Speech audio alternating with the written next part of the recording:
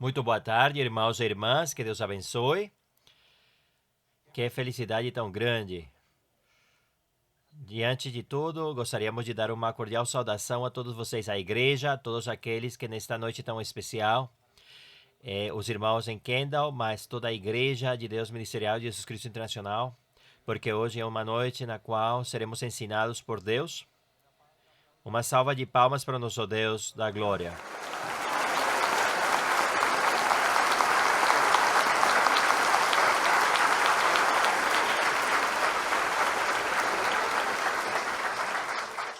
Agora sim, irmãos, com muita reverência, com muita concentração, vamos iniciar esse culto de estudo bíblico, essa reunião de estudo bíblico.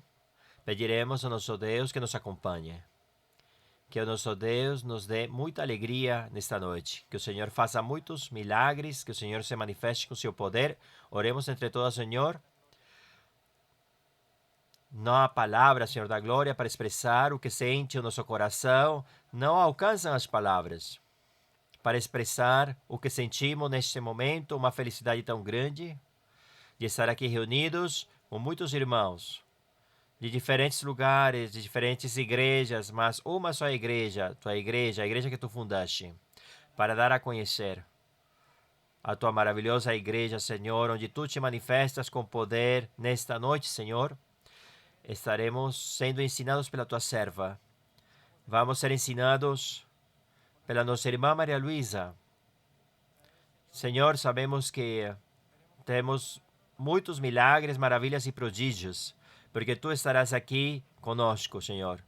Porque tu te manifestas no meio dos louvores da tua igreja, da tua nação e do teu povo. A maior alegria do nosso coração é conhecer a ti e desfrutar, Senhor, da tua manifestação constante e permanente na igreja e também na nossa vida. Senhor, que esse culto, que tudo seja para teu louvor, que tu recebas, que tu te deleites, que te alegres conosco, Senhor, e que dê a tua bênção e que respalde, Senhor, cada trabalho nesta noite. Senhor, tudo te pedimos e expressamos no nome do nosso Senhor Jesus Cristo. Amém. Podem se sentar, irmãos. Abramos os nossos cenários, adoremos ao Senhor com o hino 31. O hino 31. O que meditaremos quando a nossa irmã Maria Luísa nos ensinar esse livro tão importante para o nosso Deus na igreja, a Santa Bíblia. Hino 31.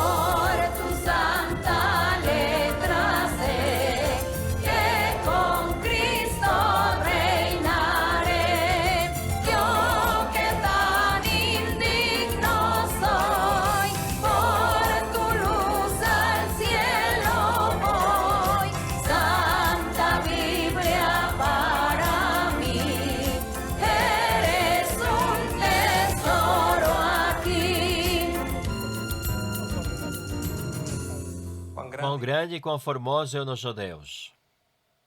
Convido vocês a ficarem em pé, irmãos. Agora vamos sim dar uma salva de palmas ao Senhor. Cantaremos para o Senhor coros. Cantaremos o coro 80, Louvai ao Senhor.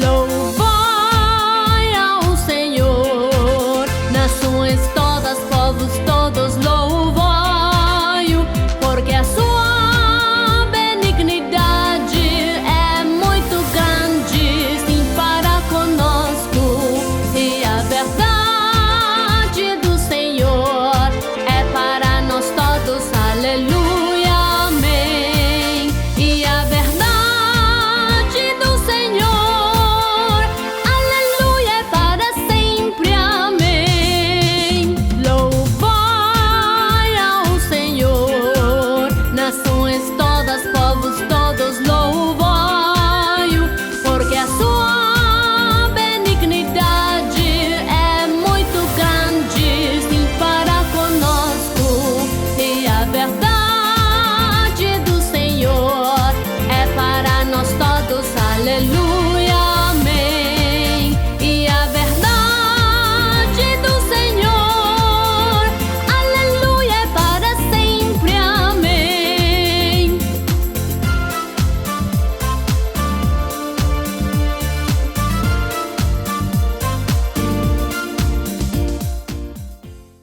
Quem dá honra e a glória ao Senhor. Bom, irmãos, eu compartilho com vocês que a nossa irmã Maria Luísa fez um grande esforço para estar aqui hoje conosco. Na verdade, é o nosso exemplo a seguir. A nossa irmã Maria Luísa Piraquibe.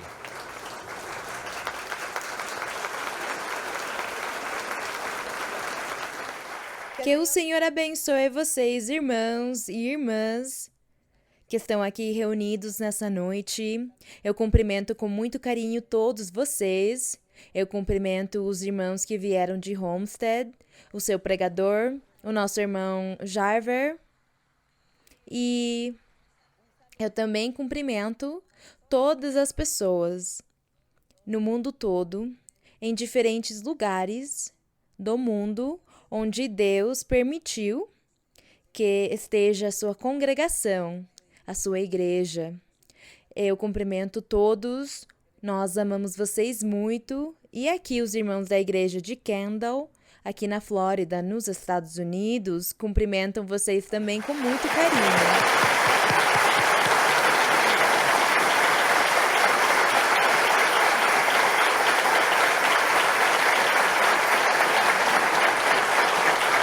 E assim, irmãos, vocês podem sentar e com muita alegria no nosso coração, nós vamos continuar lendo os Salmos. Nós vamos continuar na leitura dos Salmos e tomar aqui até que acabemos. O que será que nós vamos achar neles? Nós já sabemos que os Salmos são inspirações de Deus na boca dos seus profetas, na boca do rei Davi, na boca dos cantores de Israel, que são profecias que foram cantadas, e nessas profecias Deus sempre falou sobre o futuro. E esse futuro é o que nós estamos desfrutando agora. E as nossas gerações futuras continuarão a desfrutá-lo também. Esse futuro, essas promessas feitas por Deus aqui nos Salmos. Portanto, é por isso que nós lemos com alegria e com o nosso coração e o nosso sexto sentido, não 5, mas 6. Aprofundando e prestando muita atenção nessas palavras. Algumas delas não são fáceis de entender, mas o Espírito Santo fará que nós entendamos elas na nossa alma, no fundo da nossa alma. Por isso, hoje estaremos lendo no Salmo 74. Vamos estar lendo o Salmo 74. No Salmo 74, no verso 1, diz: Por que, ó Deus, rejeitaste-nos para sempre? Por que se acende tua ira contra as ovelhas de teu pasto? E aqui nós vemos que essa aqui é uma profecia que o Senhor, o Espírito Santo, na boca de um grupo de cantores de Israel, o grupo Asaf. Eles eram sacerdotes e profetas, e eles cantavam a Deus, e o Espírito Santo inspirava eles e eles começavam a profetizar, mas com música, com melodia. E quando diz: Por que, ó Deus, rejeitaste-nos? Eu acho que eles mesmos não entendiam ou não entenderam de quem eles estavam falando, quem estava sendo rejeitado por Deus. Porque este grupo, Asaf, existiu desde a época do rei Davi. E depois do rei Davi, houveram muitos reis depois, como nós conseguimos ler em Reis e Crônicas, depois de Davi. E esse grupo Asaf existiu, foi na época do rei Davi. Por isso eu digo para vocês que eles não entenderam de quem eles estavam falando. Diz: Por que, ó Deus, rejeitaste-nos? Quando eles profetizaram isso aqui, ainda não tinham se cumprido essas coisas. Essa aqui é uma profecia para o futuro, quando o Senhor se enraiveceu tanto com o povo de Israel e o povo de Judá, que enviou o rei da Babilônia, enviou o rei Nabucodonosor, enviou ele com o seu exército para que ele fosse e destruísse, atacasse e acabasse os israelitas. E foi assim destruída Jerusalém. Os que já leram a Bíblia, eu creio que vocês já leram em Reis e no último capítulo de Crônicas, como foi destruída Jerusalém, como o templo foi incendiado, a cidade foi incendiada e alguns poucos foram levados cativos à Babilônia, entre eles Daniel e Ezequiel. Eu acho que vocês devem se lembrar isso, aqueles que leram a Bíblia. Então, estes versos, quando eles cantaram essas coisas e profetizaram, era para o futuro, ainda não tinha se cumprido e eles nem sabiam de quem estava falando. E era falando do povo do Senhor, do povo que o Senhor tinha escolhido, o povo físico e material de Judá, de Jerusalém. Era deles quem Deus estava falando.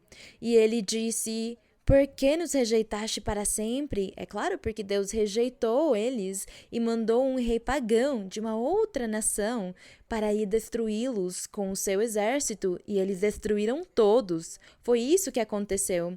E ele diz: Por que se acende tua ira contra as ovelhas de teu pasto, se nós somos as tuas ovelhas, o teu redil, o teu aprisco? Por que fizeste isto? Os que cantavam esta profecia, eles não entenderam de quem estava falando, mas hoje nós entendemos sim que era uma profecia para o futuro que se cumpriu quando o rei da Babilônia invadiu Jerusalém. E se cumpriu exatamente assim. E então aqui eles estavam reclamando diante do Senhor ou se lamentando, dizendo: Por que nos abandonaste? E disseram: Lembra-te de tua congregação, no verso 2, a que adquiriste desde os tempos antigos. Aqui estão dizendo no cântico para ele isto. Eu imagino esses cantores de Israel, diz na Bíblia que eram 70 cantores e eles eram profetas e sacerdotes, todos cantando com esses instrumentos de música, mas profetizando ao mesmo tempo. Eu consigo imaginar eles naquele lugar especial que eles tinham no templo, cantando diante de Deus e o povo ouvindo, mas ninguém conseguia entender o que eles estavam dizendo. Mas eles cantavam e diziam: Senhor, se lembra do seu povo, daqueles que adquiriste na antiguidade, nos tempos antigos. E qual eram esses tempos? O tempo de Moisés, quando o Senhor tirou o povo pela mão de Moisés do Egito. Vamos lembrar que Jacó e seus 12 filhos foram morar lá e ficaram lá 430 anos. A geração de Jacó, todos eles morreram. Mas a geração que veio depois deles ficou lá e ficou 430 anos até Deus tirá-los pela mão de Moisés. E é isso que eles estão falando aqui com Deus. Lembra-te de tua congregação, a que adquiriste desde os tempos antigos. Glória ao nosso Deus.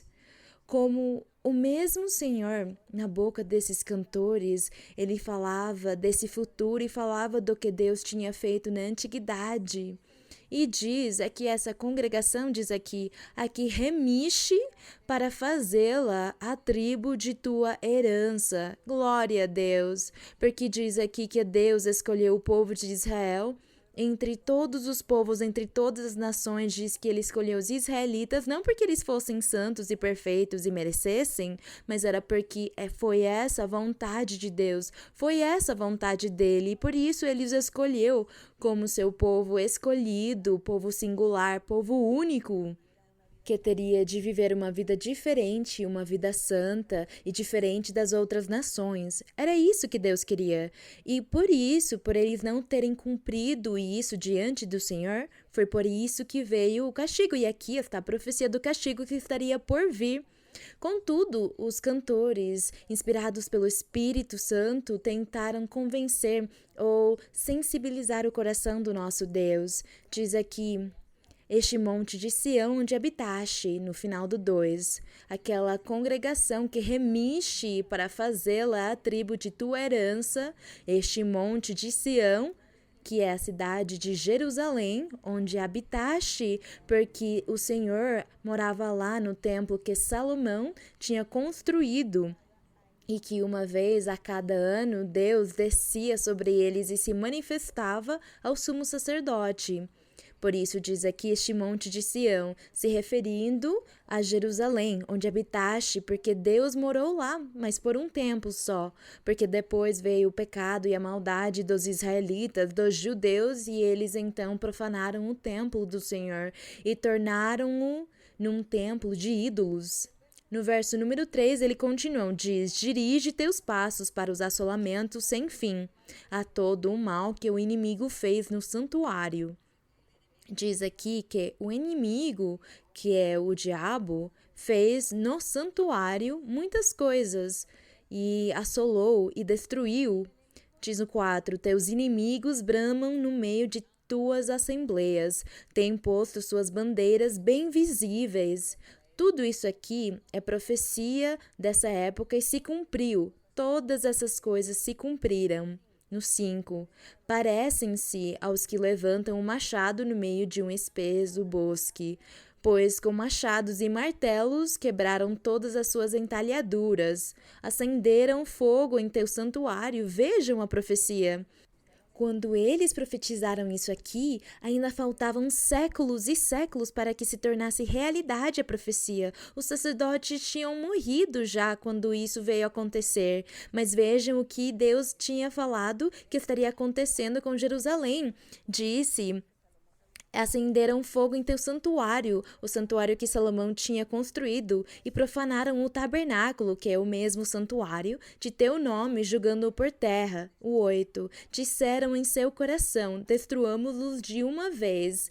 Queimaram todos os lugares de reunião de Deus na terra. E tudo isso aconteceu, tudo. Depois no 9 diz: já não vemos nossos sinais, já não existem profetas, nem entre nós há quem saiba até quando.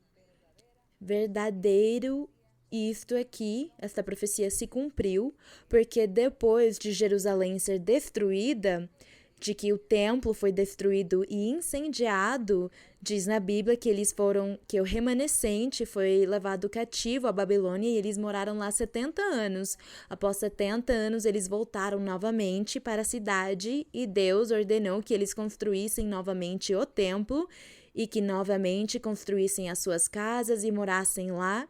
E isso aconteceu durante uns 430 anos, onde eles moraram lá, mas Deus nunca mais se manifestou a eles. Deus não lhes deu mais profetas, nem falou mais com eles, nem coisas boas, nem coisas ruins. Deixou eles sozinhos durante esses 430 anos, até que Cristo Jesus veio. Glória ao nosso Deus.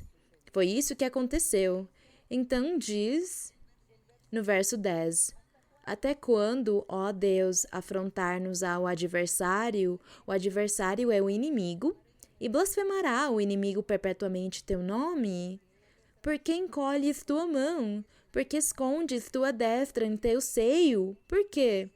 Quer dizer, Senhor, age, não nos deixa sozinhos, não permite que tudo isso seja destruído e abandonado. Não vá embora, não se esconde de nós. Era isso que eles queriam dizer no seu cântico. Mas era uma profecia para o futuro. No 12.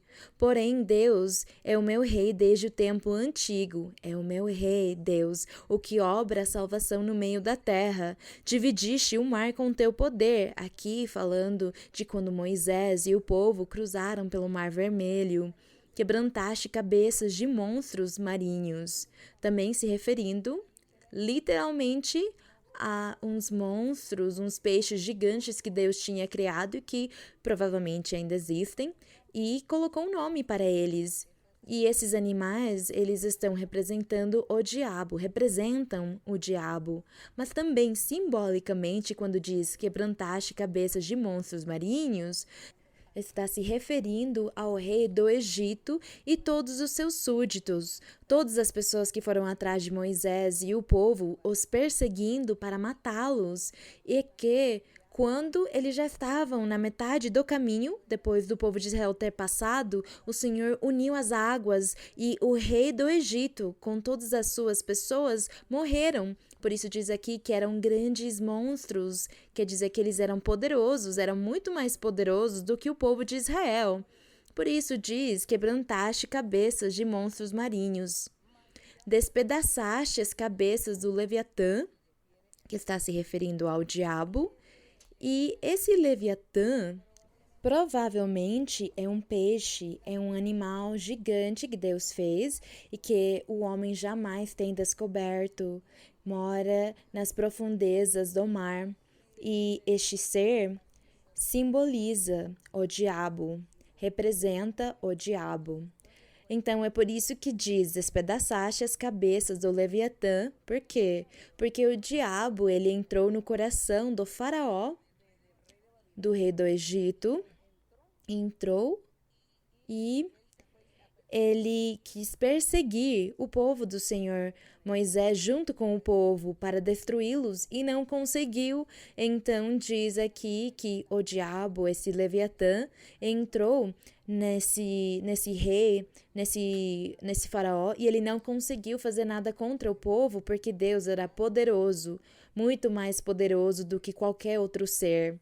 E diz, despedaçaste as cabeças do Leviatã e o deste por comida ao povo e aos animais. É claro, quando eles morreram, esse rei, com todas as pessoas que estavam junto dele e os cavalos, quando eles morreram, foram comida para as aves e as feras do campo. Então diz aqui que os deste por comida ao povo e aos animais. Abriste a fonte e a torrente, no 15. Também se referindo ao passo do Jordão, e tudo que o Senhor fez, abrindo a fonte de água no meio do deserto para que o povo pudesse beber, tudo isso aqui está destacando a grande obra, os milagres e os sinais do nosso Deus. Abriste a fonte e a torrente, secaste rios impetuosos, teu é o dia, tua também é a noite.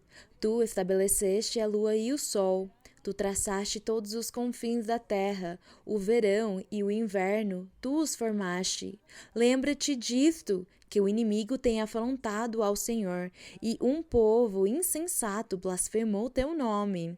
Não entregues às feras a alma de tua pomba.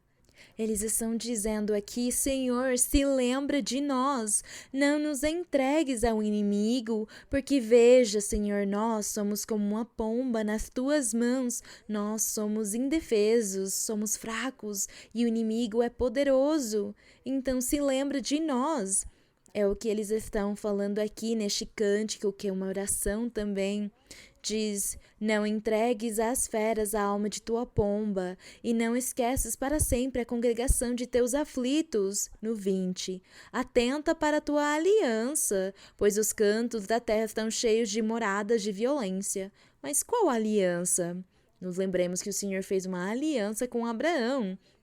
E diz na Bíblia que quando ele fez essa aliança, ele jurou, o nosso Deus jurou por ele mesmo, que ele cumpriria essas palavras e essa aliança seria feita no futuro. Então é por isso que diz, atenta para a tua aliança, pois os cantos da terra estão cheios de moradas de violência. Não volte envergonhado ou abatido, que o aflito e o necessitado possam louvar teu nome. Levanta-te, ó Deus, defende tua causa. Lembra-te de como o insensato te afronta a cada dia. Não esqueças os gritos de teus inimigos. O alvoroço dos que se levantam contra ti aumenta continuamente. Portanto, Senhor, tem misericórdia de todos nós. Talvez foi isso que eles estavam dizendo ao Senhor no seu cântico. Que ele tivesse misericórdia do seu remanescente, daqueles escolhidos, porque Deus já tinha determinado castigar o povo de Israel todo e tirá-los, destruí-los, mas o Senhor escolheu um remanescente deles, e esse remanescente foi o que foi a Babilônia cativos, voltaram, mas ficaram sozinhos por 430 anos até Cristo aparecer na terra. E o Senhor Jesus, ele vem desse remanescente, ele fez parte desse remanescente. Glória ao nosso Deus! E agradecemos ao nosso Deus por estas palavras, por estes salmos, por estes cânticos, por essas profecias maravilhosas que até o dia de hoje continuam vigentes na nossa alma e na nossa vida e continuarão vigentes até o dia que o Senhor vier nas nuvens pela sua igreja. A honra e a glória seja para o nosso Deus. Depois da meditação desses salmos tão formosos que deixou tanta alegria no nosso coração, agora vamos começar com as perguntas de vocês nessa noite. Portanto, quando os irmãos perguntarem alguma coisa da Bíblia, vocês rapidamente procurem na Bíblia o livro, o capítulo, o verso, para que vocês possam participar também da pergunta. Vocês têm que prestar muita atenção e muito cuidado na pergunta que está sendo feita, para ver se vocês sabem a resposta também. Para ver se vocês também já sabem. Será que sim? Está bem o que se perguntou? Nós temos que todos participar, irmãos.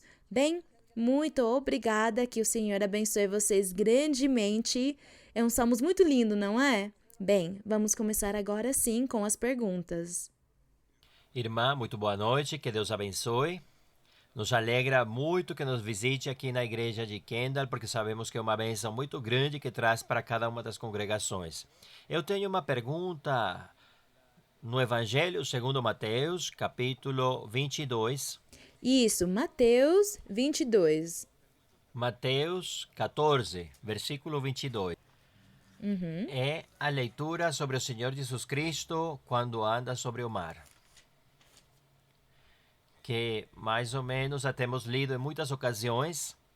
A pergunta que eu tenho é a seguinte, irmã. O Senhor Jesus Cristo é Deus feito homem e conhecemos que, pela doutrina, o mar também representa o pecado. O mundo. O mar representa o mundo. O mundo. O mundo é o que o mar representa. As multidões, as milhares de pessoas, é isso que representa. O que eu estava meditando...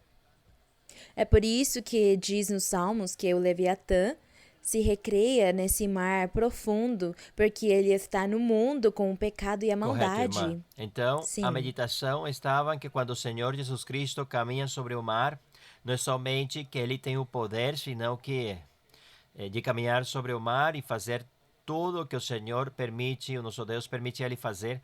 Quando ele caminha sobre o mar, ele está se sobrepondo sobre todos os males, sobre todo o pecado, porque ele está acima de todo o mal. De repente, quando Pedro saiu da barca, quando pediu o Senhor Jesus Cristo para ele andar pelo mar, e o Senhor Jesus Cristo lhe disse, faça. E no começo ele teve a força, mas depois quando ele viu que as ondas se moviam, Pedro se afundou. Então esses simbolismos têm a ver com os inconvenientes que nós vivemos quando passamos dificuldades e não confiamos plenamente na obra do nosso Deus, nas promessas que Deus nos faz. Essa é a minha pergunta, irmã. E é que o assunto de não confiar no Senhor é muito persistente. Persiste em todos nós, na congregação. quando vem a tribulação, quando vem o momento difícil, o momento da doença, do acidente, da morte de um parente, o que for, imediatamente nos esquecemos das promessas de Deus, nos esquecemos de tudo, ficamos angustiados, desconfiamos, duvidamos, não sabemos para onde ir, o que fazer, quem vai me ajudar, nos esquecemos de confiar em Deus, que é o primeiro passo. Clamar a Deus pelo assunto, pela situação e pedir para Ele, Senhor, me ajuda, porque Tu és o único que pode me tirar disso aqui. És o único, não há mais ninguém senão Tu, Senhor. Mas nos esquecemos disso. E é muito bom que nós sempre lembremos que em qualquer momento ruim que vier na nossa vida, mesmo que seja difícil, que seja uma tribulação, o que for, clama a Deus. Pede para Ele, confia e crê que Deus estará te ajudando e te tirando disso. É isso. Foi isso que, por exemplo, Pedro, eles não tinham o costume de ver tantos milagres e prodígios. E quando ele viu que o Senhor caminhou sobre o mar, ele disse que ele também queria viver a mesma experiência. E o Senhor fez que ele caminhasse, ele começou a caminhar mesmo, mas veio o momento da dúvida, veio o momento do medo, do temor, da desconfiança. Ele olhou para a água e disse, mas o que eu estou fazendo? E aí foi aí que ele começou a se afundar. Então aí o Senhor quis ensinar que tínhamos de confiar no Senhor, porque Deus tinha feito promessas para eles. E ele disse que eles pregariam o evangelho, que eles fariam milagres e sinais, que Deus estaria os usando grandemente. E nesse momento ele pensou, me salva, eu estou perecendo, vou me afogar, Senhor. Então se esqueceram das promessas. Ele se esqueceu de confiar no Senhor. Foi isso que o Senhor quis lhe ensinar e hoje o Senhor nos diz a mesma coisa. Por isso temos de confiar no Senhor. Sim, irmão. Boa noite, irmã Maria Luísa. Bem-vinda à Igreja de Kendall. Eu gostaria de fazer uma pergunta, irmã, baseado nos versículos da Bíblia que achamos em Marcos 8, do versículo 14 ao 21. Posso ler? Marcos 8, verso o quê? Do 14 ao 21. Sim. Versículo 14 diz assim: Eles se haviam esquecido de levar pão e, no barco, traziam consigo apenas um pão. Ele então lhes ordenou: Olhai bem, guardai-vos do fermento dos fariseus e do fermento de Herodes. Eles arrazoavam entre si, porque não temos pães. E Jesus, percebendo-o, disse-lhes: Para que arrazoais sobre não teres pão? Não entendestes nem percebestes ainda? Tendes ainda a vossa inteligência embotada? Tendo olhos, não vedes, e tendo ouvidos, não ouvis? E não lembrais? Quando partiu 5 pães entre os 5.000, quantos cestos cheios de pedaços recolhestes? E responderam, 12. E quando partiu 7 pães entre os 4.000, quantos cestos cheios de pedaços recolhestes? E responderam, 7. Ele lhes disse, contudo, não percebeis. Irmã, a minha pergunta é, baseado nesses versículos, como nós sermos mais espirituais para as coisas do Senhor? Como nós não sermos como esses apóstolos que realmente pensaram primeiro no pão, no material, vendo primeiro o material e não a parte espiritual. Eles interpretaram quando o Senhor disse para eles, disse no 15, guardai-vos ou se cuidem do fermento dos fariseus e do fermento de Herodes e todas as pessoas que eram inimigas do Senhor.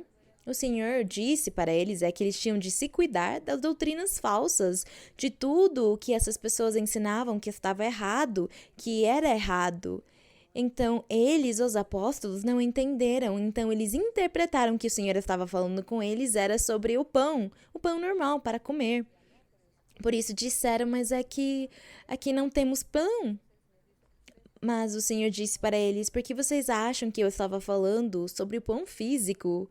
Eu não estou falando do pão físico, eu estou falando da doutrina dos fariseus, que ensinam ao povo e conduzem eles a um caminho errado, de erro, de ignorância, e eles não estão na verdade. É disso que eu estou falando com vocês, não sobre o pão, porque se nós estamos falando do pão normal, Vocês já se esqueceram que eu posso fazer milagres também? Já se esqueceram que quando não houve pão, eu multipliquei e acabou tendo... Quantos cestos foram? Foram uns 4.000, 5.000 cestos de pão. Então o Senhor disse para eles, não se lembram que eu multipliquei o pão físico também? Então eu não estou falando com vocês do pão físico, eu estou falando de um sentido simbólico, de um fermento no sentido espiritual, que representa uma coisa, porque o fermento é um produto que altera uma massa, uma matéria. Altera. Então é isso. O fermento altera para o bem ou para o mal, para o que é bom, mas também para o que não é bom serve a levadura. Então o Senhor estava falando com eles, era sobre essa levadura, sobre a doutrina falsa deles. Contudo, há um verso em outra parte dos evangelhos, onde o Senhor Jesus disse, é que o reino dos céus é semelhante a uma mulher que tomou um pouco de farinha e amassou e fez muitos bolos e colocou fermento em cada um deles. Colocou fermento em cada um deles até que tudo se fermentou. Então aqui não estava mais falando que fosse ruim. Estava falando que o evangelho do Senhor era semelhante ao fermento, que quando uma pessoa tem experiências com Deus e Deus faz milagres para ele, Deus fala com essa pessoa e essa pessoa muda na sua vida, se converte, a sua vida é diferente agora, da alegria, da felicidade, e ela vai e conta para mais uma outra pessoa, seu vizinho, seu parente, fala, eu vou numa igreja, eu encontrei a Deus, Deus fala comigo, ele falou e agora eu sou feliz e eu fui transformado. Então a pessoa fala, eu também quero ir lá. Ele vai lá e faz o mesmo com o seu outro parente, seu amigo, e assim, sucessivamente, entra esse fermento em cada pessoa. E diz que o evangelho do Senhor é assim, é como uma cadeia, onde um fala para o outro e outro para o outro, até que todos então nos reunimos aqui, porque de uma ou outra forma o Senhor permitiu que nós conhecêssemos a sua palavra. Então diz que é muito semelhante ao fermento, ao trabalho que o fermento faz. Então, não vamos dizer que o fermento é ruim em todos os casos. É um produto que serve para alterar uma coisa.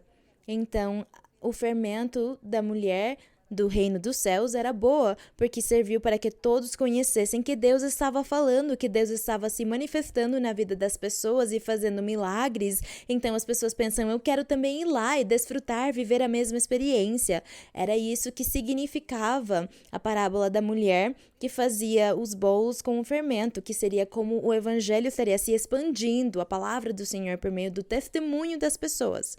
Mas aqui, no verso que o irmão falou sobre não confiar no Senhor, a pergunta aqui dos fariseus, naquela época, os apóstolos, até esse momento, eles estavam conhecendo o poder do Senhor, estavam só nesse momento conhecendo o Senhor, e o Senhor falava e ensinava para eles, mas como eles tinham um véu, eles ainda não conseguiam entender aprofundadamente a doutrina, o que o Senhor Jesus estava ensinando para eles. Mas o Senhor lhes disse que quando ele fosse embora, os olhos deles seriam abertos e eles veriam e compreenderiam muitas coisas quando o Senhor não estivesse mais com eles. Então é por isso que aqui eles ainda eram como crianças, eram crianças que só até esse momento Deus estava começando a formar e a fazer crescer no espiritual. E hoje nós, quando estamos há algum tempo, alguns anos na igreja, não deveríamos mais nos considerar como crianças, porque devemos amadurecer e crescer e chegar a ser adultos no sentido espiritual, na doutrina, no conhecimento de Deus. Quando nós vemos os milagres de Deus e quando vemos como o Senhor fez milagres nas nossas famílias, nos nossos parentes, nós vemos então o caminho como Deus se manifesta. E em nós não tem como haver desconfiança, porque pensamos, eu preciso confiar, porque eu vi com os meus próprios olhos como Deus cumpriu, abençoou muitas pessoas, onde até tendo morrido, o Senhor os ressuscitou. Então hoje temos que confiar no nosso Deus. É isso, é que os apóstolos, coitados, naquela época, eles ainda não entendiam muito bem. Contudo, o Senhor, ele os sustentou pelo seu amor e a sua misericórdia. Vamos Irmã, continuar? Boa tarde, Deus abençoe. Realmente é de muita felicidade estar hoje aqui diante da presença da Senhora. A pergunta que eu tenho, irmã, está em Eclesiastes, capítulo 4, versículo número 4. Em Eclesiastes 4. Verso 4. Diz: Sim, irmão. Vi também que todo esforço e todo êxito de toda obra despertam inveja do homem contra seu próximo. Também isso é vaidade e esforço inútil. E no livro de 1 de Coríntios, capítulo 13, versículo número 4, vemos que diz: Sim. O amor é paciente, é bondoso, o amor não é invejoso. Eu gostaria de ressaltar essa palavra inveja por uma experiência que o Senhor me permitiu viver. Bem, mas antes do irmão falar para mim sobre a inveja, você leu aqui em Eclesiastes, no verso 4, onde diz: Vi também que todo o esforço e o êxito de toda obra despertam a inveja do homem, sim, que é um termo geral. E é verdade, foi o que ele viu no mundo, nas pessoas. Um sentia inveja do outro. Contudo, aqui ele não disse, porque diz aqui, a inveja do homem contra seu próximo, e diz também isso é vaidade. Então ele pensou, mas é realmente vaidade, é aflição de espírito, porque um dia, tanto um quanto o outro vão morrer. E do que adiantou? Não adiantou de nada. Então é vaidade, é pura vaidade e esforço inútil. É isso. Mas agora sim, irmão, você leu em Efésios? Não. Em 1 de Coríntios, onde fala com os crentes que, por favor, deixem a inveja, não é? E naquele dia, no culto de ensinamento, veio o momento da profecia. E eu lembro que o Senhor disse para a irmã: cuide-se da inveja. Quando acabou a profecia, eu percebi que a irmã ficou pensativa e me disse: você quer que eu diga uma coisa? Eu senti hoje muita inveja, porque nos testemunhos escutei uma irmã como Deus abençoou materialmente, como Deus abençoou o seu lar e como Deus a tem prosperado espiritualmente. E eu somente queria, irmã, reforçar esse tema interno da inveja na igreja, sabendo que não há nada mais bonito do que Deus premie e abençoe a cada um de nós. Tudo é muito lindo. O problema é quando vêm os espíritos da inveja, que grudam em algumas pessoas. É esse o problema.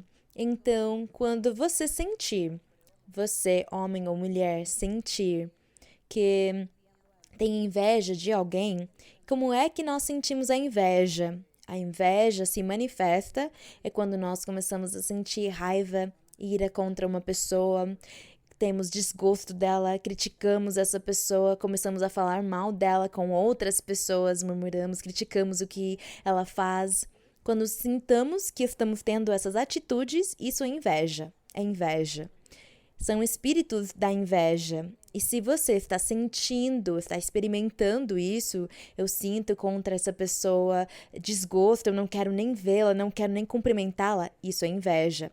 Então ora para Deus e diz: Senhor, eu tenho um espírito de inveja, eu tenho esse espírito no meu corpo que não é normal. Eu sentir isto e aquilo contra tal pessoa ou contra algumas pessoas. Isso não é normal. Por que eu devo sentir raiva ou desgosto contra alguém? Isso é inveja. Senhor, tira este espírito de inveja de mim. Orar e pedir ao Senhor. Porque quando nós queremos agradar a Deus, quando queremos agradar ao Senhor, precisamos nos examinar e olhar o que nós temos que está sendo impedimento para pedir ao Senhor que Ele tire isso de nós. E se não conseguimos fazer com o nosso próprio esforço humano, é um espírito. E o Senhor, Ele é quem vai nos libertar e tirar esse espírito de nós. É isso, vamos continuar. Bem-vinda, irmã, à igreja em Kendall. Gostaria de dizer, irmã, que eu tive a oportunidade de conhecê-la desde criança, quando me levaram à igreja. Parabéns. Irmã, que eu gostaria de falar que eu sempre peço ao Senhor que conceda muitos anos de vida à senhora para que continue fazendo o seu trabalho, que é muito formoso, e de forma de testemunho gostaria de dizer que a cada dia, com o respeito que a senhora merece, eu vejo a senhora mais bonita e eu sei que para todos é igual. A maquiagem faz milagres. Irmã, eu tenho uma pergunta em Jeremias 10. Sim, irmão. Jeremias 10. Sim, irmão. Capítulo 24, versículo 24. Jeremias 10, 24. Sim, irmã. Sim.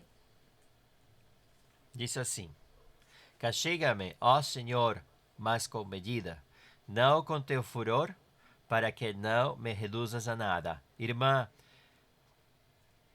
ninguém quer ser castigado pelo Senhor, mas eu gostaria que a senhora esclarecesse mais a respeito desse tema, porque aqui diz, mas com medida, não com teu furor.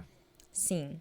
Essa é a minha E pergunta. quem foi quem disse isso? Quem foi quem disse, castiga-me, ó Senhor, mas com medida, quer dizer com a justiça, faz trabalhar a tua justiça, Senhor. Traz a tua balança e o que ela mostrar vai ser isso. Me castiga com essa medida, com esse juízo, me julga, mas não o faças com furor, com a tua ira, porque então me destruirás, acabarás comigo, e eu não mereço. Quem que disse isso? O remanescente, o povo do Senhor.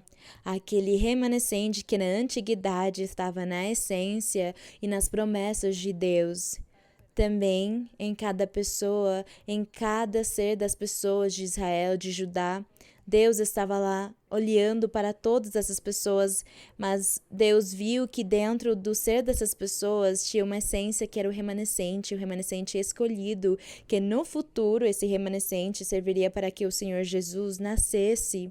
Então, é por isso que eles, quando eles viram o pecado, quer dizer, Jeremias, inspirado pelo Espírito Santo, começou a profetizar e a ser a voz desse remanescente, desse povo que tinha falhado com Deus e aos quais Deus tinha dito, destruirei todos vocês. Por isso disse, castiga-me, ó Senhor, mas com medida, com justiça, não o faças com o teu furor, porque então nos destruirás e seremos apagados da terra.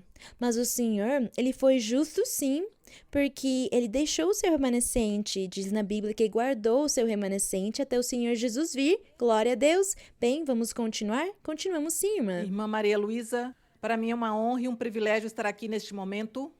Irmã, tem uma pergunta da Bíblia, se me permite ler. Está em Salmos 131, verso 1. Posso ler, irmã? Salmos 131, verso 1. Sim. Senhor, não está envaidecido meu coração, nem meus olhos são altivos. Não ando atrás de grandezas, nem atrás de coisas demasiadas sublimes para mim. Irmã, quero que, por favor, nos explique em profundidade o que é envaidecer o coração e enaltecer os olhos diante de Deus. Faço essa pergunta porque o Senhor me disse, eu tiro o meu respaldo de todo aquele que enaltece seu coração diante de mim. Muito obrigada, irmã, que Deus abençoe grandemente, a amo muito no Senhor. O Senhor disse que Ele tirará o respaldo daqueles que se enaltecem. E eu adicionaria mais uma coisa, que o Senhor tirará o respaldo de todos os que são desonestos, injustos, infiéis, aqueles que não amam a Deus, nem respeitam, nem valorizam o Senhor, os que não querem obedecer ao Senhor, nem se submeter a Ele, os que têm orgulho e vaidade, etc, etc. O Senhor, então, tira o respaldo deles, porque se nós vamos viver assim, constantemente, com todos esses efeitos, então como Deus nos respaldará? O Senhor não vai nos respaldar. O Senhor quer que nós sejamos simples, humildes, misericordiosos, sinceros, honestos em todos os sentidos da palavra, retos em todos os sentidos da palavra. E assim, dessa forma, o Senhor sempre nos respaldará. E o que é respaldo? É quando você ore, Deus te ouça e Deus te ajude. E Deus te ajude para que você possa progredir e seguir em frente, para que você possa chegar até o fim de todos os seus planos e projetos, que você consiga realizá-los com sucesso, que os seus desejos se cumpram. É esse o respaldo que o Senhor dá para cada um dos seus crentes, mas nós também temos que cumprir os mandamentos do Senhor. O Senhor disse, sempre em João, tem de se cumprir os mandamentos do Senhor. Quem não cumprir os mandamentos do Senhor não está fazendo nada. Então, aqui quando diz que Não está envaidecido o meu coração, nem meus olhos são altivos. É o Senhor Jesus Cristo quem está falando aqui na boca do rei Davi. Porque o Senhor Jesus, ele foi um homem perfeito, justo, santo em tudo. Nós sabemos que Deus, ele tomou uma carne e se fez homem para nos demonstrar a todos nós que, como humanos, poderíamos sim viver uma vida reta, podemos sim viver uma vida santa, como humanos podemos sim. E é por isso que o Senhor, ele se tornou um ser humano, ele viveu, ele nos deu exemplo e disse, podem sim, conseguem sim. E é por isso que ele disse aqui que ele nunca se envaideceu, nem andou atrás de grandezas, nem atrás de coisas demasiadamente sublimes para ele se achar de forma nenhuma. Sempre a simplicidade e a humildade era o que ele fazia. Se ele tinha ou não tinha, para ele era igual. Se ele tinha comida ou não tinha, para ele era igual. Se fazia ou não fazia isso, era igual. Ele sentia a mesma coisa. E isto quer dizer que, se o Senhor nos dá a bênção e nos permite desfrutar, obrigada, Senhor. Mas se o Senhor não nos deu a bênção e disse você não vai desfrutar, eu digo obrigada, Senhor. Não me faz falta, porque estando contigo, o que mais eu poderia querer na minha vida? Tu enches tudo na minha vida. É disso que ele está se referindo. E como eu disse para vocês sobre o respaldo do Senhor, nós estaremos obtendo esse respaldo quando realmente abrirmos o nosso coração e quisermos agradar a Deus, fazendo a vontade dele e amando ele. Vocês terão a Deus o tempo todo do seu lado quando vocês fizerem isso. E é isso que temos de orar e pedir para Ele. Me ajuda, Senhor, para que fiques do meu lado e não me deixes. Bem, vamos seguir em frente, sim, irmã. Irmã, que o Senhor abençoe. É promessa do Senhor que eu estaria diante da sua serva amada fazendo uma pergunta. Essa pergunta surge de uma experiência que o Senhor me deu. Um dia antes de anunciarem a sua vinda, o Senhor me deu um sonho no qual estávamos num estudo bíblico. E a pessoa que faria a pergunta, no momento de fazer a pergunta, o microfone desligou. Não escutamos qual foi a pergunta. No momento a senhora disse, irmão, vamos abrir João 8. Isso me leva a citar João 8, versículo 12. João 8, 12. Sim, irmã. Sim. O Senhor disse, outra vez Jesus falou lhes dizendo, eu sou a luz do mundo, quem me segue não andará em trevas de nenhuma maneira, mas terá a luz da vida. Também nós vemos em João 1 e em Isaías e nos Salmos como nos mostra que o Senhor Jesus é a luz, que veio para nos libertar das trevas. A minha pergunta é, irmã, se a senhora, com essa sabedoria e essa inteligência que o Senhor lhe concedeu, nos pudesse ensinar da importância de nós sermos luz, não somente na igreja, senão fora dela. A importância do bom testemunho, porque eu penso que a melhor forma de evangelizar é com o testemunho. Essa é a minha pergunta, irmã. Bem, eu vou repetir a mesma coisa. Ser luz no mundo onde ou em qualquer lugar que o Senhor nos permitir estar, quem estuda na universidade, na escola, no colégio, aqueles que trabalham na sua microempresa ou na empresa, os que trabalham dentro ou fora, em qualquer trabalho. Os que são funcionários, mas os que também são empregadores. Todos, se conheceram o caminho do Senhor, devem ser luz.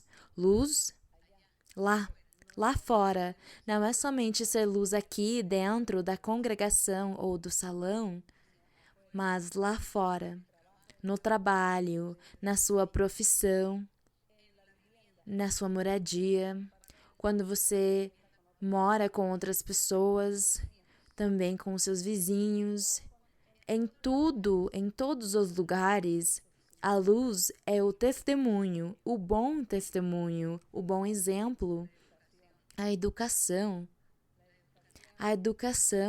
para tratar as pessoas bem, para cumprimentá-las e falar com elas e ouvi-las.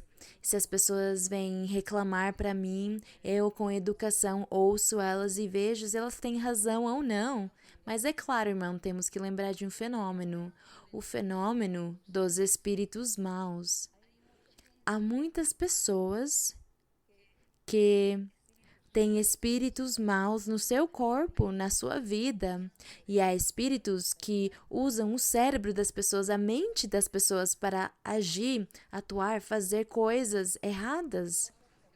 Coisas que nos deixam espantados quando nós vemos os jornais.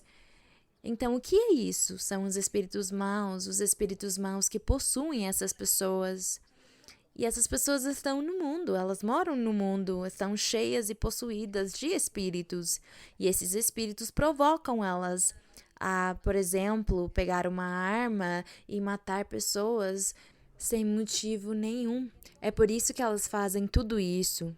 E nós, os que cremos, os que estamos aqui, temos crido no Senhor e confiamos no Senhor, esperamos em Deus, estamos com Ele. Se nós não formos luz, não formos bom testemunho, o Senhor, Ele vai nos castigar e vai nos permitir que nós sejamos vítimas, por exemplo, dessas massacres, dessas situações, desses acidentes.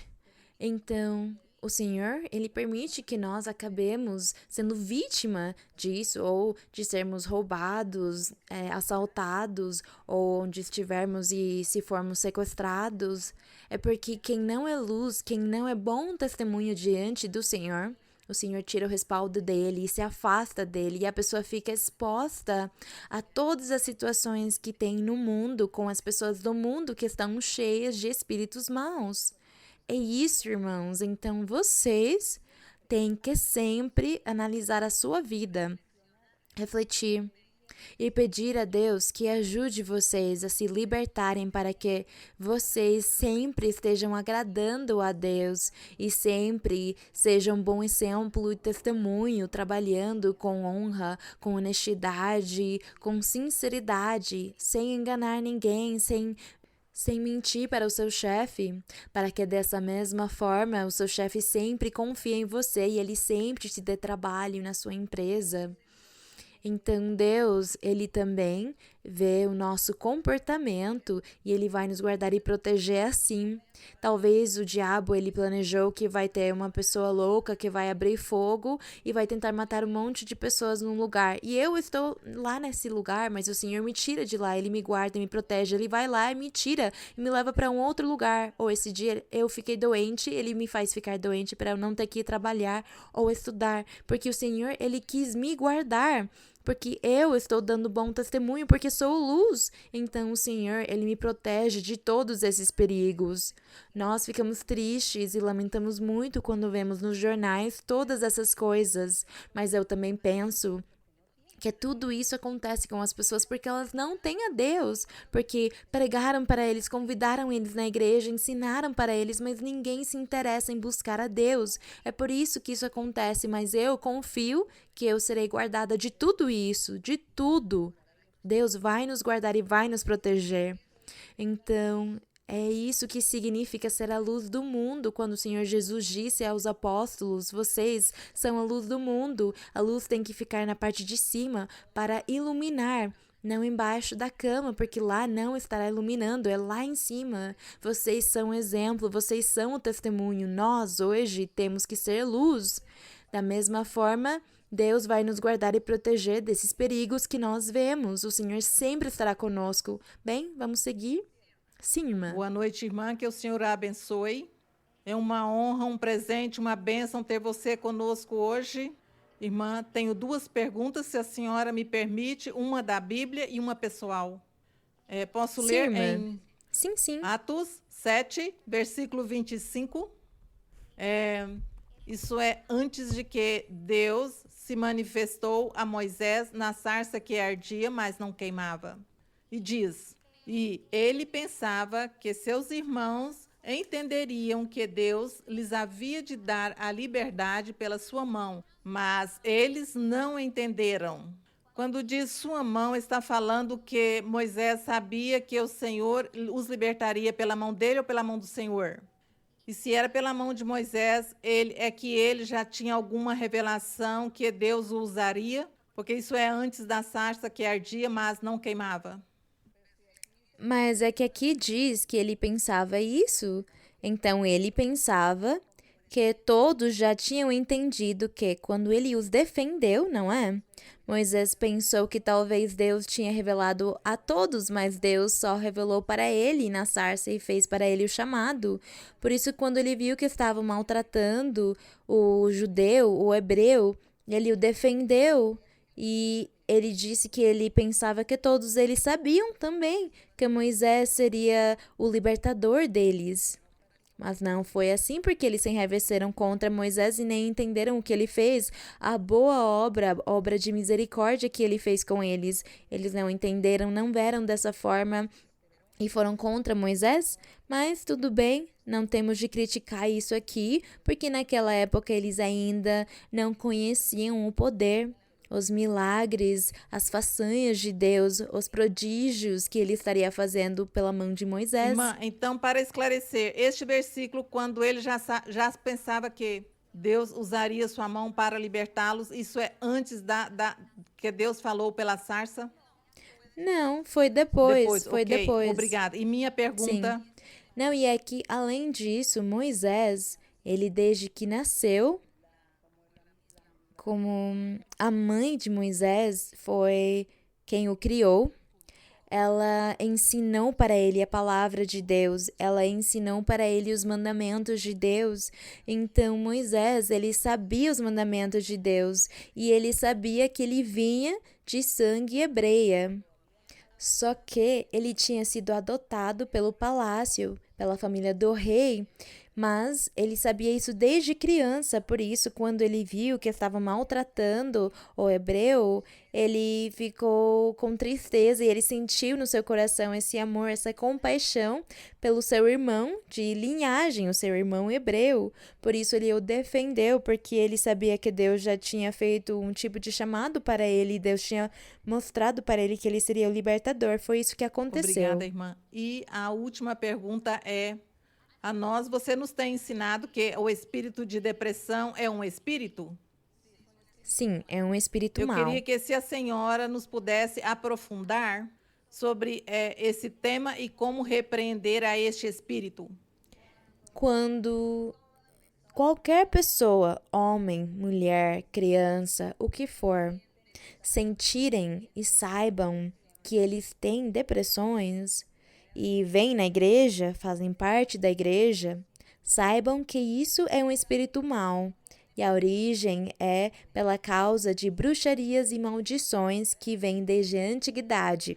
Sempre existiram as bruxarias, as maldições, onde amaldiçoam as famílias e dizem que a geração até a 10ª, até a 20ª, até a 30ª, quando passarem 100 anos, que todos tenham essa maldição, que sofram de depressão, que até se suicidem por essas maldições.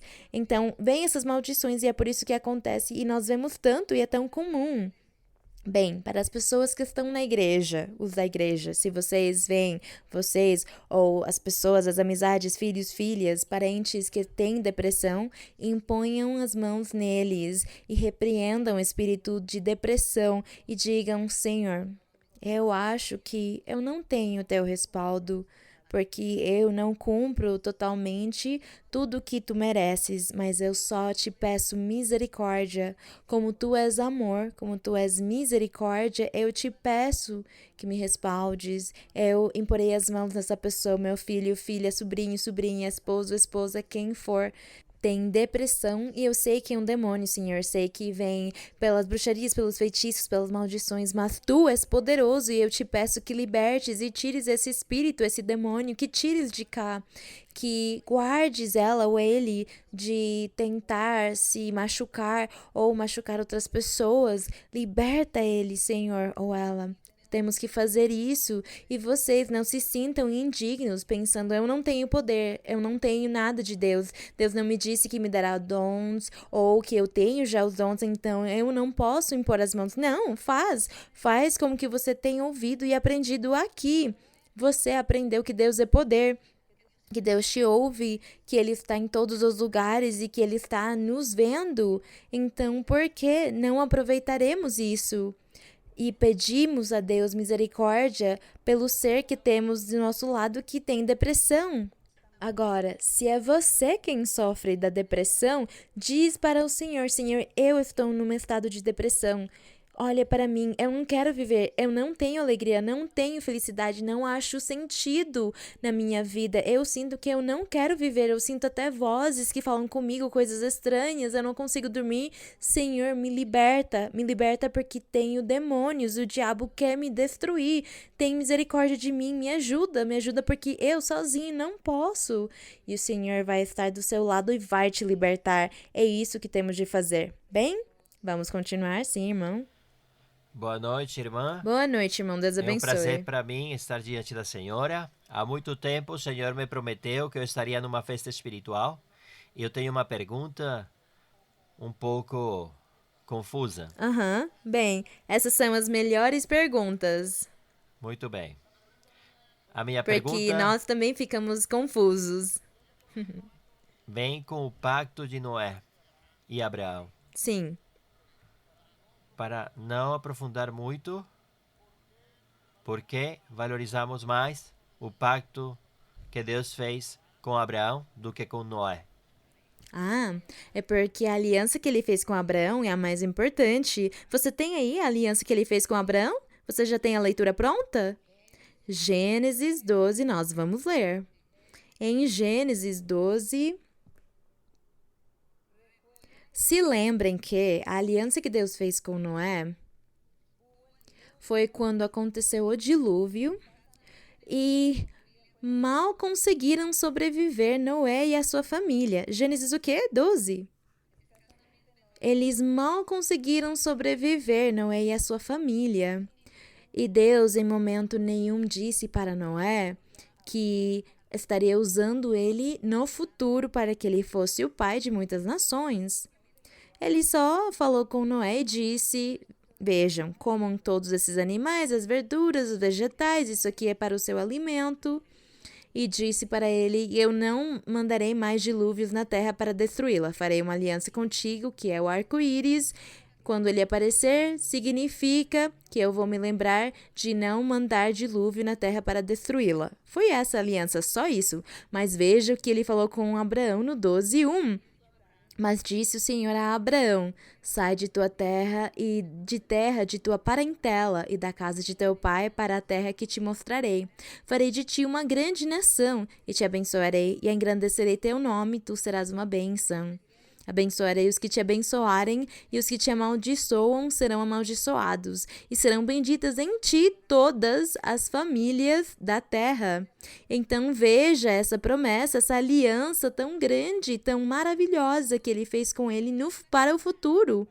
E quando Deus falou com Abraão, quando Deus disse para ele que estaria o abençoando sobre todas as famílias da terra e que ele seria pai de muitas nações, está aqui falando sobre a igreja do Senhor Jesus Cristo e os crentes seguidores do evangelho do Senhor, porque serão pessoas de muitas nações. O Senhor estará formando a sua igreja com pessoas de muitas nações. Não seria mais somente com o povo de Israel, como na antiguidade, mas com pessoas de muitas nações estaria sendo formada a sua igreja. E esta aqui é a promessa, onde diz que o Senhor chegará nas nuvens pela sua igreja e pessoas do mundo todo subirão voando.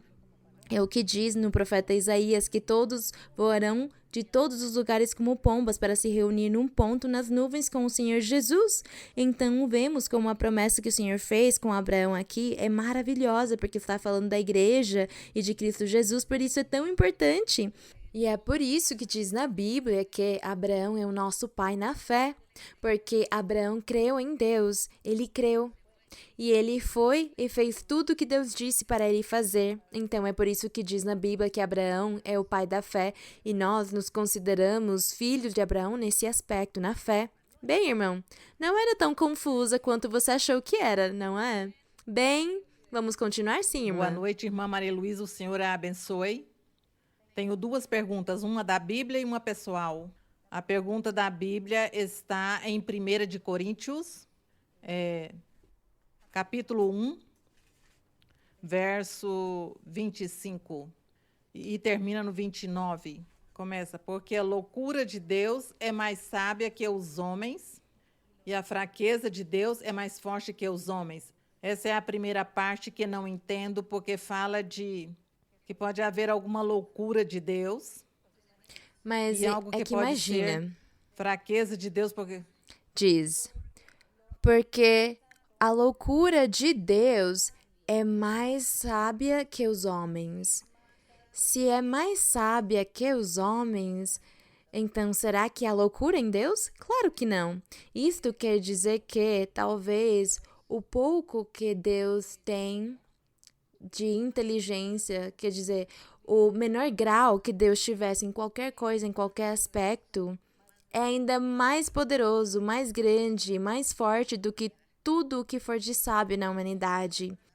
Essas aqui são figuras de linguagem que o apóstolo ele usou para engrandecer a Deus, para exaltar o Senhor Jesus Cristo, como para fazer que ele tivesse esse destaque, essa magnitude para mostrar o que é o nosso Deus. Vamos dizer assim, são palavras humanas, vamos dizer, que o apóstolo usou uma figura de linguagem.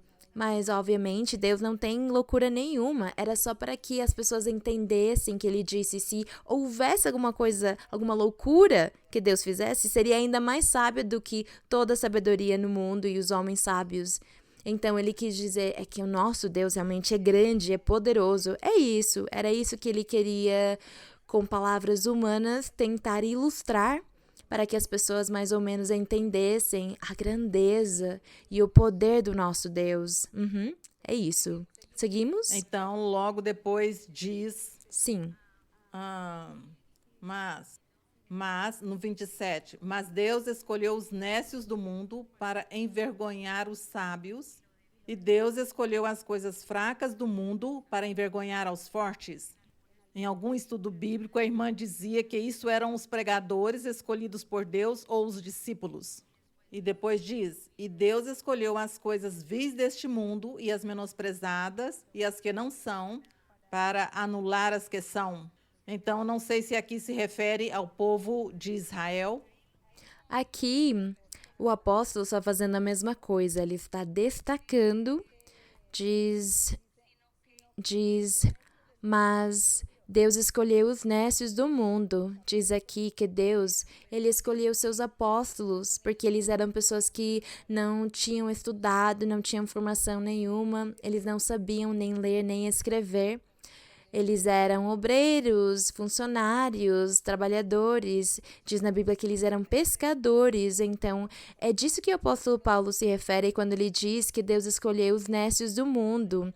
O que era nécio para as pessoas foi isso que Deus escolheu, quer dizer, os seus discípulos, para torná-los seus discípulos e fazê-los seus apóstolos. Então, os grandes sábios, os filósofos e intelectuais poderiam ter perguntado, mas por que Deus não nos chamou a nós, que estamos também formados, que conhecemos tanto das Escrituras, que somos doutores nas Escrituras? Por que Ele não nos escolheu? Por que o Senhor escolheu aquilo? Para o quê? Então, é isso que o apóstolo quis destacar. Diz aqui que Deus escolheu o nécio para envergonhar os grandes sábios, inteligentes, intelectuais e estudiosos. E o fraco do mundo ele escolheu, é claro, porque eles eram pescadores. E eles eram fracos no sentido que eles não tinham autoridade nem poder nenhum. Eles tinham que se submeter às regras, às leis dos governos e também dos seus chefes. Eles tinham de se submeter. Então, essa era a fraqueza deles, que eles não tinham influência. Eles não tinham poder nenhum para estar entre os grandes, para estar entre os grandes governantes. Como eles não tinham essa influência, então, eles eram fracos. Eles eram fracos, como quando nós dizemos: para eu conseguir qualquer coisa, eu deveria ter a influência de tal e me aproximar do prefeito, do governador desse estado, mas eu não tenho influência nenhuma, então eu sou fraco nesse aspecto porque eu sou um cidadão qualquer que não pode chegar até essa pessoa. Então é isso, nós pensamos somos fracos nisso, porque não tenho essa capacidade ou esse nível ou essa oportunidade, essa conexão de conseguir chegar nessa pessoa. Eu não consigo, porque se eu for lá, eles não vão nem me deixar entrar pela porta, não é? Desde a rua eles vão falar para mim: você não pode entrar, quem é você? Então é isso. esse tipo de falta de capacidade das pessoas que chamamos de fraquezas. Então, é por isso que diz aqui que Deus escolheu o fraco do mundo, porque ele poderia ter escolhido os sacerdotes, poderia ter escolhido os fariseus, eles eram os mestres da lei, eles tinham contato com os governantes, mas não, Deus escolheu aqueles que não tinham nada, os que só estavam olhando o seu trabalho, se eles tinham ou não pescado, se eles ganharam o seu pão do dia. O que eles tinham feito era isso, eles eram os fracos do mundo. E diz que Deus os escolheu para envergonhar os grandes, os fortes, aqueles que tinham sim a influência e poderiam se aproximar. Foi isso que Deus fez, bem, e diz que os vis, que é o mesmo, os desprezados, foram eles que Deus escolheu, que não é, quer dizer, porque eles eram ninguéms. Então, quem é você? Você é um Zé ninguém. Quem que é você? Quando criticavam os apóstolos e perguntavam, onde você estudou? Então, como que ele está falando essas palavras? Quando criticavam o Senhor Jesus e diziam, nós nem vimos ele estudando, ele não foi nas escolas dos filósofos, nem na escola de não sei o que, naquele tempo, não é? Então, por que ele fala assim, da onde que ele tirou isso? Se ele é um analfabeta, ele é um ignorante. Chamavam o Senhor dessas coisas porque não tinham visto ele estudar nas academias deles. Então diz aqui que o que não era do que não era é uma forma de dizer, é uma figura de linguagem para desfazer o que é. E o que é os grandes governantes, os fariseus, os publicanos, quer dizer, os cobradores de impostos, todos eles, quem eram os que mandavam no povo, estavam do lado dos governantes, eles foram rejeitados, o Senhor Jesus tirou-os, fez eles ficarem de lado e enalteceu o que não era, o que não é, que são os apóstolos, os discípulos, que eram ingênuos, que eram humildes, que eram simples, que não tinham estudos.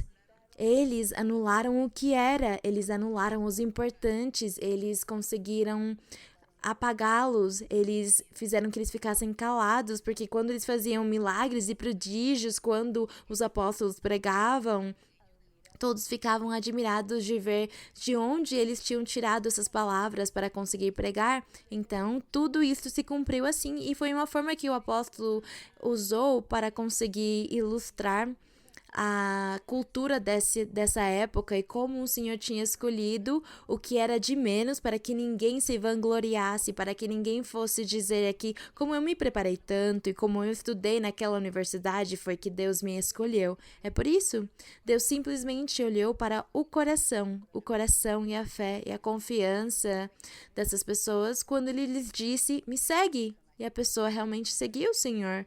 É isso que diz aqui. Então diz no 29, a fim de que ninguém se vanglorie em sua presença, na presença do Senhor. Por isso diz, mas por obra sua estáis vós em Cristo pelo nosso Deus, o qual se tornou da parte de Deus sabedoria, justificação, santificação e redenção. Ele é tudo no Senhor.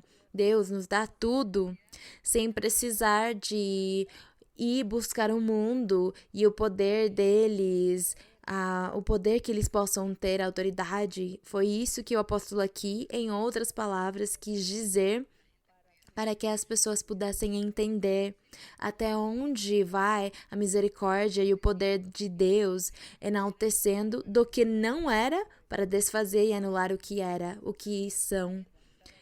Foi o que o Senhor fez, envergonhar todas essas pessoas com os milagres, com os prodígios e também com a doutrina dele. Glória ao nosso Deus. Irmã Maria Luísa, boa noite. Que o Senhor continue abençoando a senhora grandemente. A minha pergunta, irmã, achamos em Ezequiel 40, versículo 1. Eu lerei do 1 ao 3. Ezequiel, no capítulo 40, no verso 1 ao 3. Mas 1 a ao minha 3? pergunta... Sim. Eu lerei esses 3 versículos para contextualizar do que esses capítulos falam. Posso ler, irmã? Sim. No verso qual, irmão? 1. O 1?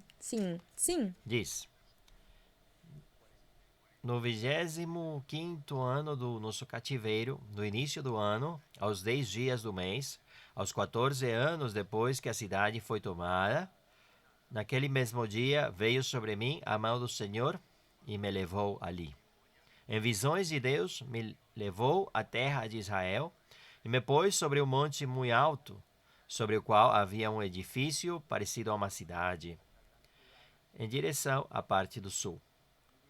Levou-me, e eis que havia ali um homem cujo aspecto era como aspecto de bronze, e tinha um cordel de linho em sua mão, e uma régua de medir de cerca de 3 metros, e ele estava de pé à porta. A pergunta é, irmã, nesses 3 versículos, mas nos 7 capítulos do 40 a 46, tem muitas medidas exatas, muito semelhante às instruções que Deus deu para a construção do Templo de Salomão. E tem muitas instruções precisas, como, por exemplo, sobre a Páscoa, que fala em Êxodo 12, sobre as ofertas nas festas solenes, que lemos em Levítico 23. Mas aquilo foi os inícios do povo de Israel. E essa visão foi dada para Ezequiel no meio do cativeiro, quando já tinha sido destruída toda essa glória dos inícios do povo de Israel.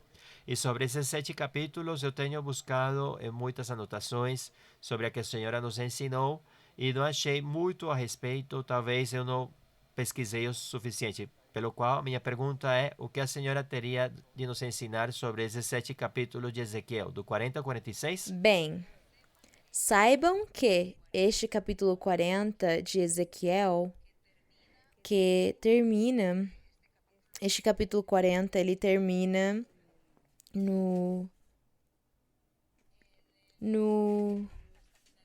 até terminar Ezequiel. E está se referindo, nada mais nem nada menos, está se referindo ao templo celestial e espiritual. O templo espiritual que o nosso Deus estaria formando no futuro. Aqui eles já estavam no cativeiro. Aqui com Ezequiel, eles já estavam no cativeiro. Ezequiel foi levado prisioneiro à Babilônia. E diz aqui que eles estavam à beira de um rio. E Deus deu visões a Ezequiel para o futuro. E entre essas visões, ele lhe deu uma visão do capítulo 40 em diante, a visão sobre o seu povo especial e a Sião espiritual, a Jerusalém espiritual, o povo de Deus espiritual, o povo de Deus espiritual do futuro, como seria o templo, e lhe deu medidas, mas todas essas medidas são simbólicas, tudo isso aqui é simbólico. E este templo é o nosso Deus, ele é o tabernáculo. E também diz que nós, os crentes em Cristo, no verdadeiro evangelho de Deus, diz aqui que o nosso coração, o coração dos seguidores de Deus, é templo do Senhor. Mas que um dia também, lá em Apocalipse, diz que depois da morte, o Senhor será o nosso tabernáculo também. Diz que nós estaremos lá com Ele. Então, isso aqui é no sentido espiritual e a igreja do Senhor Jesus Cristo. Então, vocês leiam esse capítulo 40 inteiro até terminar Ezequiel e vocês estarão encontrando lá as promessas. Encontrarão como está se referindo à igreja do Senhor Jesus Cristo, que a igreja de Cristo é o templo do Senhor e que isto é no sentido espiritual. Por exemplo, no capítulo 43 diz que Ezequiel diz, e me levou à porta em visão. No 43:1, ele está vendo a visão e diz, e me levou à porta que olha para o Oriente. E eis que a glória do Deus de Israel vinha do Oriente. Imaginem, a glória que vinha do Oriente era quem? A estrela do Oriente que veio, o nosso Senhor Jesus Cristo, quando ele nasceu. E diz, e o som era como o som de muitas águas, e a terra resplandecia por causa de sua glória. Era o Senhor Jesus Cristo quando ele veio no mundo.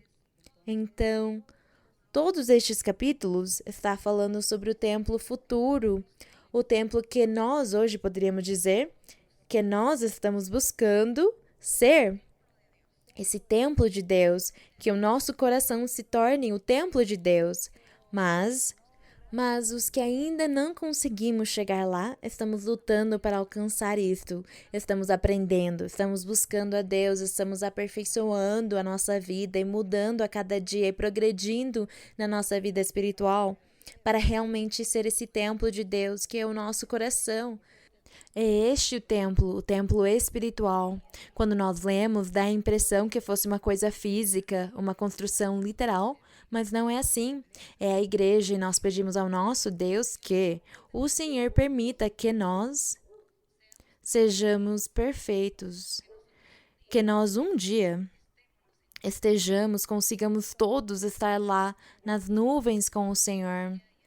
Mesmo tendo morrido já, mesmo que as nossas cinzas tenham sido espalhadas pelo mar, para Deus não há nada impossível dele reconstruir o nosso corpo e o elevar lá para as nuvens, para desfrutar com ele. Então, é essa a nossa luta. É isso que nós estamos aqui desejando, vamos dizer assim, tendo a ambição, desejando o melhor de Deus para a nossa vida. Que nós tenhamos ambição, mas é de ter a Deus, de amá-lo, de cumprir os seus mandamentos, de obedecê-lo, de agradá-lo em tudo, de confiar nele e de pedir para ele que ele nos ajude a mudar, que ele nos ajude a ser perfeitos, porque ele disse que ele fará uma igreja perfeita. Então, vamos orar pela juventude também, pelos jovens, pelas crianças. Vamos pedir a Deus por eles. Peçamos aos pais que saibam criar os seus filhos. O problema é que agora os pais não são quem criam os filhos, mas é o governo. Ou os governos são os que se encarregaram, são os donos dos filhos e, portanto, hoje a educação decaiu e as bases morais, tudo se perdeu pela causa dos pais não puderem mais agora ensinar coisas boas para os seus filhos porque tudo é um crime. E é assim em muitos lugares do mundo onde os governos são os que decidem como lidar com tudo, mas nós, com a ajuda do nosso Deus, pediremos ao Senhor que Ele toque os corações, que Ele toque os corações dos filhos e das filhas, dos jovens, que Ele toque esses corações para que eles, no dia que Deus quiser, voltem ao caminho do Senhor. São essas as orações que os pais devem fazer. Orar pelos seus filhos e clamar a Deus que eles voltem e continuem no caminho do Senhor. Vamos orar e vamos agradecer a Deus. Vamos orar pelas doenças. Vamos orar pelas depressões. Vamos orar pelas bruxarias, pelas feitiçarias, por diversas doenças que vocês possam chegar a ter e as suas famílias. Clamemos ao nosso Deus para Ele ter misericórdia de nós e nos ajudar. Que Deus nos ajude, que a mão de Deus fique conosco. Vamos estar orando ao Senhor e agradecê-lo também. Bendito Senhor, bendito Deus Todo-Poderoso, Pai Celestial, o nosso Deus. Tu és o pai de Abraão, de Moisés, pai daqueles personagens da antiguidade, aqueles profetas que se submeteram a ti, que te obedeceram, que creram, que deram as suas vidas para pregar e pregoar a tua palavra, mas que agora eles estão desfrutando, vendo a tua glória lá. Te agradecemos, Senhor. Pai Santo, olha para nós. Nos olha as dificuldades que nós estamos passando nesses tempos e que nós não sabemos no futuro quantas coisas mais difíceis, tristes, estarão vendo as nossas gerações futuras. Mas hoje nós nos preocupamos pelo hoje. Como nós estamos vivendo, como nós estamos diante de Ti, se nós realmente estamos entendendo e compreendendo os Teus caminhos, ou simplesmente nos temos tornado ouvintes e simpatizantes. Mas não deve ser assim, Senhor. Com a Tua misericórdia e com o Teu poder, eu te peço que estendas a Tua mão e que dês a cada um e a cada uma esse amor, essa alegria, esse desejo, esse ânimo de seguir e de fazer a tua vontade, de se submeter a ti. A submissão à tua doutrina e à tua palavra nos ajuda, Senhor, porque sabemos que tu nos dás a verdadeira felicidade e paz, que tu nos guardas e proteges dos perigos, do mal, de todas os perigos e as situações que se apresentam no mundo. Tu estás aqui para nos proteger e nos guardar, meu Pai. Te agradecemos, Pai, te agradecemos, eterno Deus. Eu te peço pelas pessoas que têm diversas doenças, eu te peço, Senhor, pelos que têm sido vítimas de bruxarias, de maldições. Estende a tua mão, Senhor. Te agradecemos, Senhor, pela tua misericórdia e pelo teu amor. Todas as pessoas que clamam a ti, que têm petições, que têm anseios no seu coração, concede para eles, Senhor. Cumpre as petições deles, meu Pai. Que a tua mão poderosa seja com cada um deles. Te agradeço em nome glorioso de Cristo Jesus, teu Filho amado. Bendito seja o Senhor. Glória ao Pai, glória ao Filho, glória ao Espírito Santo, desde agora e para sempre. Obrigada, Senhor. Te vengo a decir, oh mi Salvador, que yo te amo a ti, que yo te amo a ti con el corazón. Te vengo a decir toda la verdad. Yo te amo, Señor, te quiero, Señor, con el corazón. Yo quiero cantar de gozo y de paz. Yo quiero llorar de felicidad.